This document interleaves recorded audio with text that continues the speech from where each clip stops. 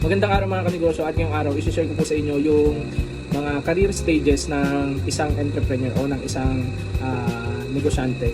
So ito ay hindi ko po nakuha sa libro o hindi ko to hindi ko to nakita sa mga textbook. So na-observe ko lang siya upon reading yung iba't ibang talambuhay ng mga kilalang negosyante saka yung mga ilang mga negosyante na kilala natin sa personal. So upon observing yung kanilang naging pinagdaanan sa buhay, so nakita ko na halos magkakamukha yung nangyayari sa kanila. Halos pare-pareho yung pinagdadaanan nila sa stages ng kanilang buhay pag ninegosyo. So kung ikaw ay aspiring negosyante at nais mo na balang araw ay maging isang successful din na entrepreneur at business owner, ay panoorin mo itong video na to. So ayun na nga guys, meron tayong 4 na stages na na-observe sa isang career cycle ng isang negosyante hanggang siya ay maging senior na, hanggang tumanda na. So ang na-observe ko ay una, nagsisimula sila syempre as an employee. Pangalawa, kadalasan ay after ng pagiging employee nila ay nagiging self-employed sila. Tapos pangatlo, nagiging business owner sila. Tapos and lastly, pinaka-last stage ng pagiging buhay negosyante ay nagiging investor na sila. Yun na yung pinaka-last. So isa-isahin po natin yun ng pinaka-simpleng paliwanag lang na kaya natin. So kung ikaw ay nagsimula talaga sa wala, ibig sabihin yung background ng family nyo ay hindi naman kayo nagne-negosyo talaga, o wala ka namang family background na business owner yung mga parent mo o mga kapatid mo. So most likely talaga na pagka simula mo magtrabaho, magiging empleyado ka muna. Halimbawa, pag nakatapos ka ng college, usually ganun yung ideal, pagkatapos mag-college, ay pag fresh graduate, ito yung unang stage natin, magiging empleyado muna. Hindi ka agad magkakaroon ng sarili mong negosyo. So, magtatrabaho ka muna sa mga, maybe sa private company o sa government, magiging empleyado ka muna. Pero meron din naman mga background ay nasa yung business family na sila, pero yung mga usual mga business owner na may anak, kahit na meron silang negosyo na possible manahin in the future, ini-engage pa rin nila sa company nila at ginagawa nila na pinagsisimula nila yung mga anak nila na maging empleyado muna ng company nila. So minsan nga meron ako napanood ng mga Chinese businessman, ang culture daw ng mga Chinese, shiner nila, kapag daw bakasyon, nag-schooling sila, tapos usually may summer vacation, ang ginagawa daw ng mga magulang na parent nila na Chinese ay pinagtatrabaho sila, summer job dun sa mga negosyo nila, pinagtitinda sa tindahan, pinagtatrabaho sa factory, kung ano yung negosyo nila, ini-engage nila yung mga anak nila para matuto sa pagtatrabaho. So, kumbaga pinaparanas nila talaga, even kahit nasa business family sila, ay yung mga anak nila gusto nila na maranasan pa rin na maging empleyado, maranasan yung buhay ng pagtatrabaho at pagsisimula sa pagiging empleyado.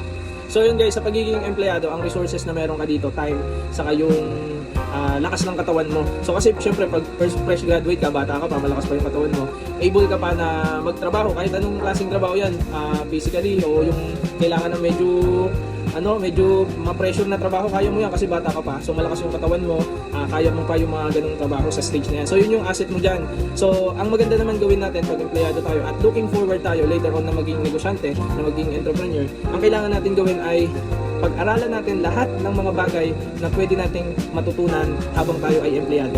Mga bagay na magagamit natin sa pagnenegosyo. So ano ba yung mga halimbawa ng mga importanteng bagay na pwede nating magamit sa pagnenegosyo kalaunan? Usually, syempre yung mga domain knowledge ng area na ginagalawan mo. Halimbawa, kung sa amin, ako ay ang profession ko po, engineering ang background ko. So, lahat ng mga bagay, at yun din yung gusto ko i-pursue kalaunan na business. At yung kumbaga doon ako magpo-focus sa field of expertise na yun, sa engineering, construction, so yung mga bagay na yun. So, lahat ng pagkakataon na pwede kong matutunan, so, ginagrab po natin yan, yung opportunity na matuto tayo dun sa domain knowledge na yun. Halimbawa, kayo, ang nais mong business, halimbawa sa food industry o food service, tapos sakto nakapagtrabaho ka sa isang food company. So, lahat ng mga bagay na pwede mong makuha dyan, i-take note mo yan at pag-aralan mo yan, kasi balang araw magagamit mo yung mga principle na yan sa pag nagnenegosyo ka ng sarili mong food business. So ganun po yung tinatawag natin na yung domain knowledge dun sa field of expertise na gusto mong focusan later on.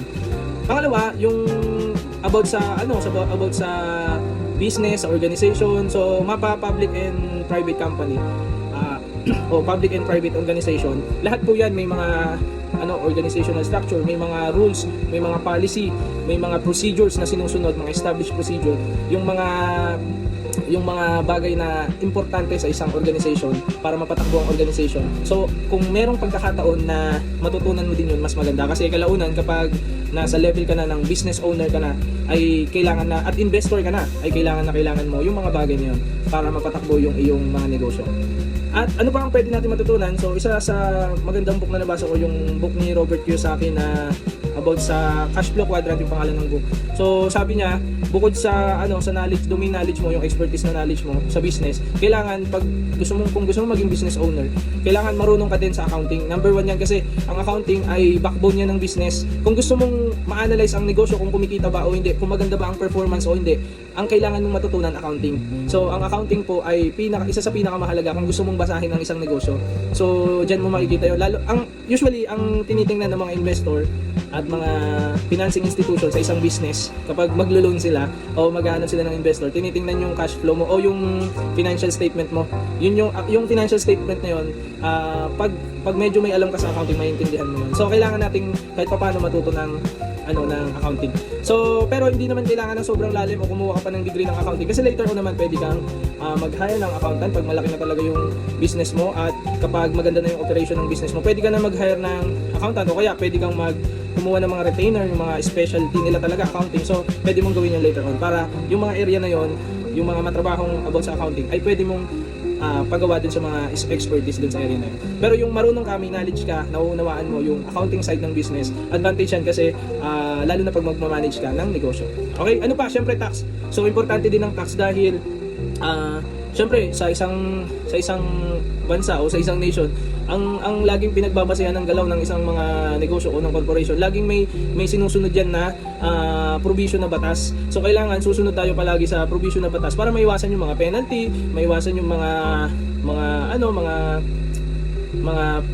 ma-revoke yung license, maiwasan yung mga hindi pagsunod sa mga tamang patakaran. Kasi pag kahit hindi natin pwede excuse na hindi tayo marunong sa batas. So, kailangan medyo may alam din tayo sa batas para yung mga decision making mo as a business leader kalaunan ay hindi ka mamamali.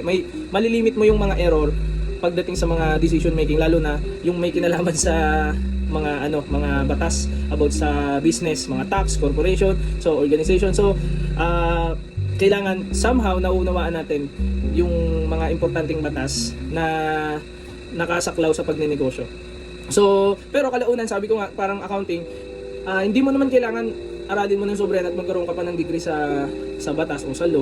Kalaunan naman ay pag okay na ang operation ng business mo, talagang continuous at maganda na ang operation ng business mo, ay pwede tayong mag-hire ng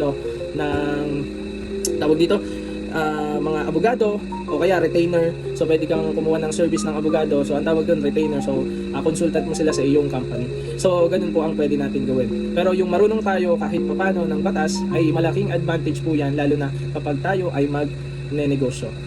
Bukod dyan sa mga bagay na nabanggit natin, syempre mahalaga din po talaga na ma-experience natin muna maging empleyado. Kasi diyan mo makikita yung ano nangyayari sa battlefield, ano nangyayari talaga sa operation ng company mo. Nandiyan 'yon sa pagiging empleyado. Diyan mo ma-observe yung araw-araw na nangyayari sa isang business o sa isang organization. So, syempre, nandiyan yung mga tao, kasama diyan yung may mga dispute na nangyayari, may mga problem na nag-a-arise during the operation na kailangan i-resolve. Nandiyan yung may mga areas for improvement na napapansin yung tao mo na maganda o magiging beneficial para sa organization o para sa business.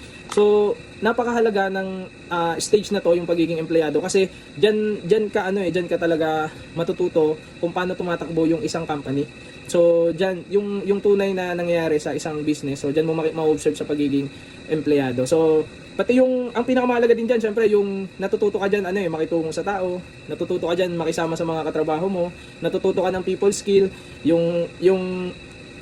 marunong ka makisuyo sa mga kasamahan mo o katrabaho mo, nang kumbaga kahit walang kapalit na hinihingi ay gagawin nila para sa iyo, yung na lalapitan mo sila without kumbaga requiring na may kapalit. So, yung marunong ka lumapit sa tao, makisuyo, makipag-usap. So, that is also an important skill na dapat nating matutunan o ma-develop sa atin. At diyan mo matututunan yun kapag na-engage ka sa kumbaga sa pinakamababang level ng business operation. Diyan mo mararanasan yun diyan mo makikita yun sa pagiging empleyado. So, yan yung isa sa pinaka-importanting stage talaga ng buhay pagnenegosyo. So, kaya dapat i-embrace natin yung pagiging employee at gawin natin hangga't maaari na matuto tayo as much as possible ng mga bagay na magagamit natin sa pagnenegosyo. So medyo mahaba na yung video natin kaya ibabay part ko na lang. So part 1 pa lang ito. So yung part 2 natin, yun na yung pangalawang stage naman, yung pagiging self-employed. Tapos part 3, yung pagiging business owner na. At yung part 4, yung last stage, yung pagiging investor. So kita-kita tayo sa mga susunod nating video. Salamat guys and God bless po sa inyo.